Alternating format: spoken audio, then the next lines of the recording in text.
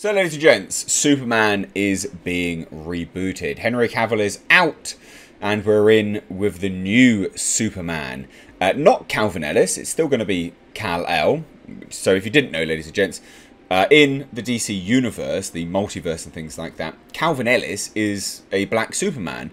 But what they're doing here, oddly, I think, is just swapping out Kal-El's pigmentation, basically. A very odd decision, because it actually robs DC of a chance to give the wider world outside of comic books a chance to have the actual black Superman popularized by mainstream. And it's strange that you would miss that chance, quite frankly.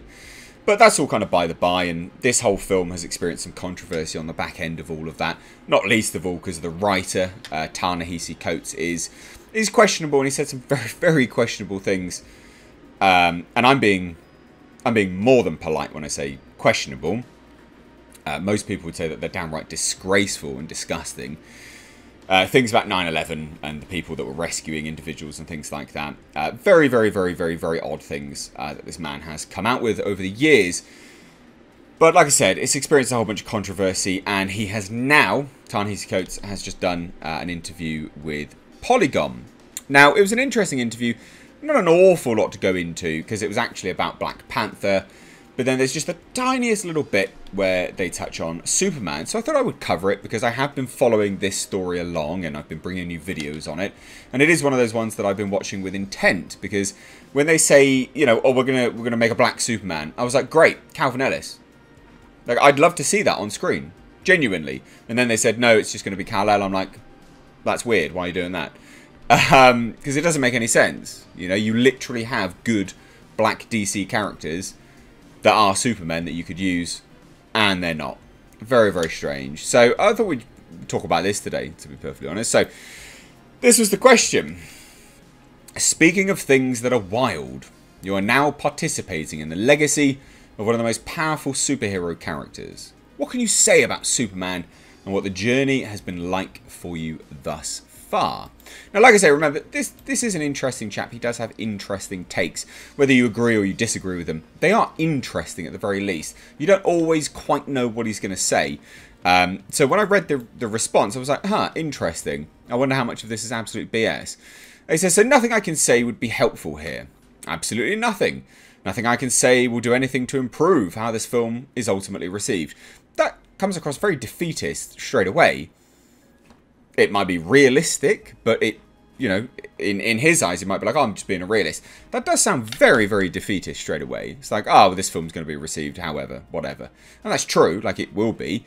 But the things that he says now can actually affect that.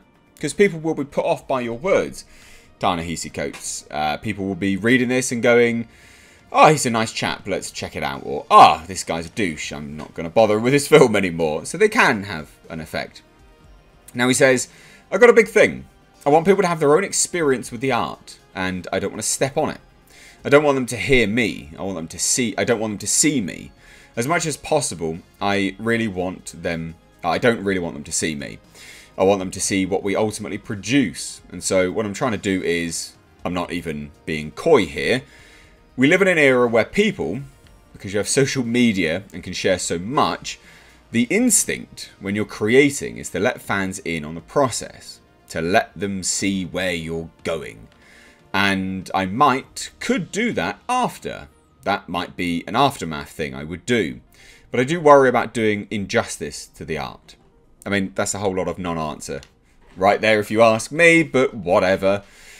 And he says, I just worry that you are, however unintentionally, seeding ideas in people's heads. Now, look.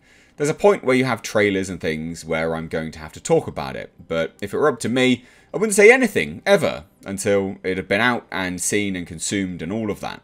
I don't want to get in the way. I want Superman to have his chance. I told you, interesting comments that this guy makes. Again, some of it morally reprehensible, but this was an interesting take. It was genuinely interesting. Now, with respect to what I can take from this, it does sound defeatist. I also think maybe, just maybe, Warner Brothers has actually told him to shut up because they know that he is questionable. on some things. So I'm reading this as maybe someone has told him to keep his mouth shut. But the response to this was interesting. Again, the interviewer just said, fair. And he goes, I really want him to live. I want him to be greeted. I don't want me and whatever baggage the narrative of me has to overshadow that. And there you go, ladies and gents. That's it. That's the thing. That's the reeling it in on my idea of Warner Brothers telling him to keep his mouth shut. I don't want me and whatever baggage the narrative of me has to overshadow that. Probably shouldn't have said morally reprehensible things about rescuers in 9/11 then, should you, mate? Let's be honest. Probably should have kept your mouth shut on that one. Now he says further, I've said things in the past when I was working on things, and I guess this is still true. When I got on Captain America, I wrote about taking on Captain America, and the thing I wrote was, it's an opportunity for me to speak, it's an opportunity for Cap to speak, and it's an opportunity for me to figure out what this experience is like. And it's the same thing here. As much as possible, I really would like to recede and hopefully make something that folks feel is worthy. Now, I'd say that's almost a contradiction to what he said before. You know, on Captain America, he's like, yep, it's an opportunity for me to speak, and also Cap to speak. And then he's here, it's like, yeah, this is exactly the same thing here. That's not what he said. Here, he's like, no, I want Superman to speak. I don't want to get involved. So it does seem interesting that he's sort of doing a double flip, you know, a double flipperoo, a flip around. But what do you guys think?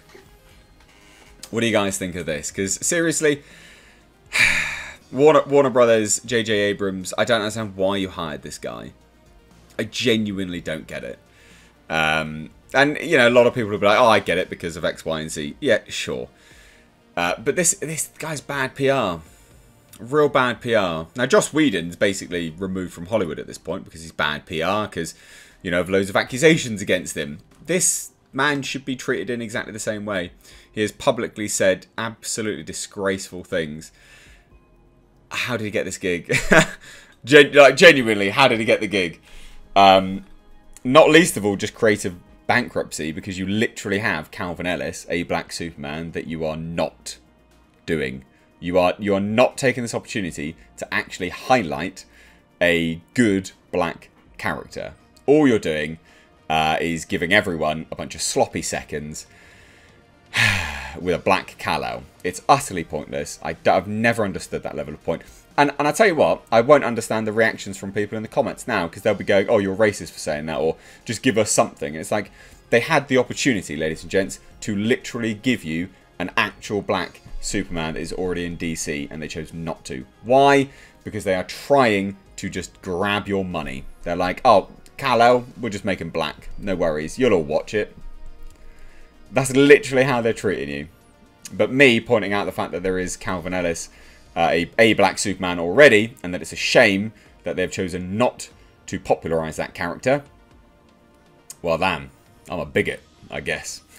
But let me know what you think down below in the comments. If you are new here and you stayed this long, you clearly enjoyed the content, hit that like button and hit subscribe. Thank you all so much. Take care.